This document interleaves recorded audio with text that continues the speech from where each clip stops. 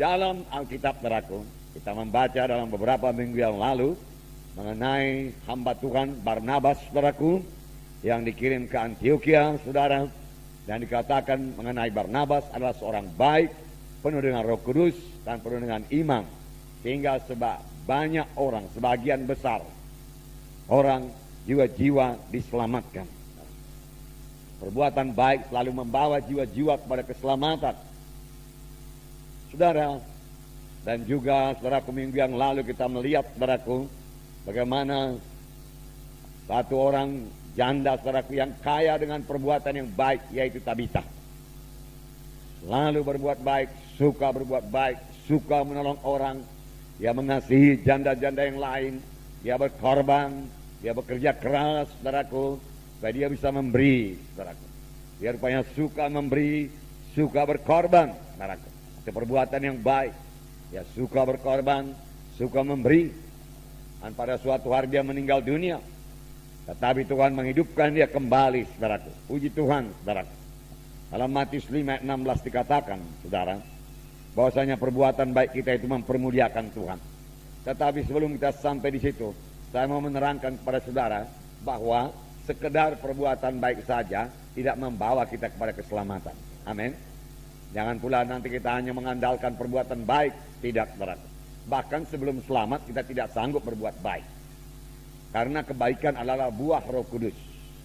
Tuhan Yesus berkata, hanya seorang yang baik, yaitu Allah, saudara. Begitu dalamnya arti kebaikan kepada Tuhan Yesus, saudara. Yang tidak bisa kita capai, saudaraku, hanya dengan, saudaraku, keadaan manusiawi kita, kesanggupan manusiawi kita saja, saudara. Kita perlu Roh Kudus memenuhkan kita, menguasai kita, dan kita bersandar kepada Roh Kudus, supaya Roh Kudus memberikan buah Roh, yaitu kebaikan di dalam hidup kita, saudara. Nah, dalam Matius 5:16 dikatakan, saudara, Matius 5:16, demikianlah hendaknya terangmu bercahaya di depan orang, supaya mereka melihat perbuatanmu yang baik dan memuliakan Bapamu yang di sorga. Terangmu bercahaya, terang anak-anak Tuhan, saudara. Kita ini, saudaraku, terang Tuhan. Ya, semalam, saudaraku, Tuhan memberikan pengertian bahwasanya kelompok sel itu harus seperti mercusuar yang memancarkan terang. Terang itu ialah kasih. Kapan dalam satu kelompok sel tidak ada kasih, saudaraku, yang ada hanya mercusuar saja. Satu menara yang tinggi serupa monumen, saudaraku, tetapi tidak memancarkan cahaya apa-apa, tidak ada gunanya. Di waktu malam, saudaraku, kapal-kapal akan lewat, saudaraku, dan kapal-kapal tidak tahu bahwa di situ ada batu karang. Ketabrak juga, saudaraku, dan rusak, boleh jadi tenggelam, saudaraku. Tetapi satu kelompok sel, saudaraku, yang memiliki kasih, saudaraku, adalah seperti mercusuar yang memancarkan cahaya itu, saudaraku, sehingga kapal-kapal yang lewat pada malam hari bisa selamat. Nah, di sini dikatakan biarlah terangmu bercahaya. Kemudian dikatakan lagi, supaya mereka melihat perbuatanmu yang baik, perbuatan yang baik, perbuatan yang baik, dan memuliakan Bapamu yang di sorga. Haleluya. Nah, saudaraku yang kasih dalam nama Yesus, dalam Ibrani 10 ayat 24, kita harus saling mendorong, saling menguatkan untuk berbuat perbuatan baik. Amin, saudara. Perbuatan baik. Amin, saudara. Haleluya. Semua kita mau melaksanakan perbuatan baik. Haleluya. Sebab dengan demikian nama Tuhan kita dipermuliakan, nama Yesus dipermuliakan, saudaraku.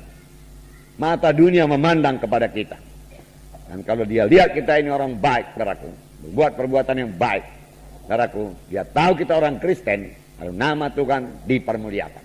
Amin. Haleluya. Nah, dalam Ibrani 10 ayat 24,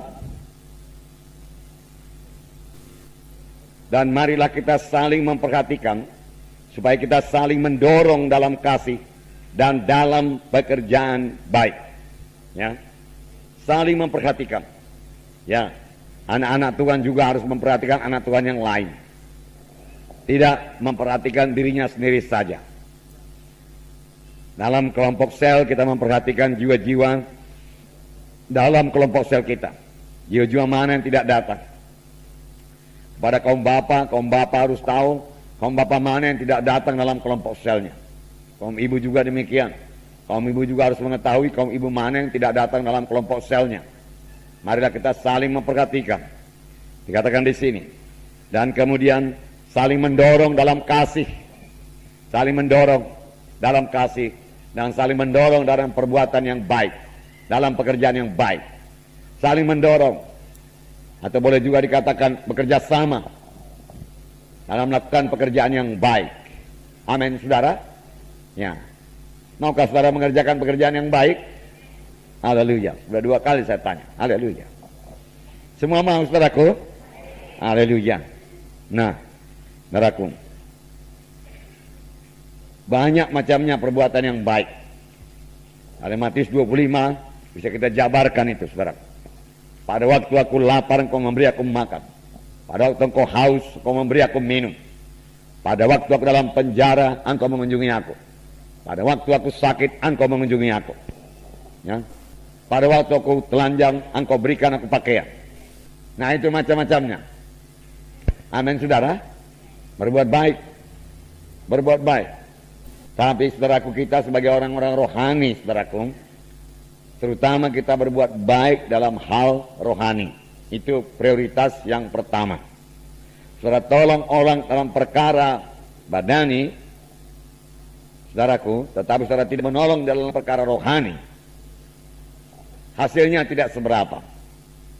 Kalau misalnya disuruh pilih, saudara bisa menolong dia dalam bidang rohani dan membawa dia kepada keselamatan, saudara, ataukah saudara menolong dia hanya dalam bidang badani materi saja, saudaraku, kita harus memilih menolong dia dalam bidang rohani, terlebih memimpin dia sampai kepada keselamatan, meneguhkan imannya, membawa dia kepada kebaktian minggu, membawa dia kepada kebaktian kelompok sel. Amin, saudara. Haleluya. Ya, saya yakin itu perbuatan baik. Membawa orang ke gereja itu perbuatan baik. Membawa orang kepada keselamatan itu perbuatan baik.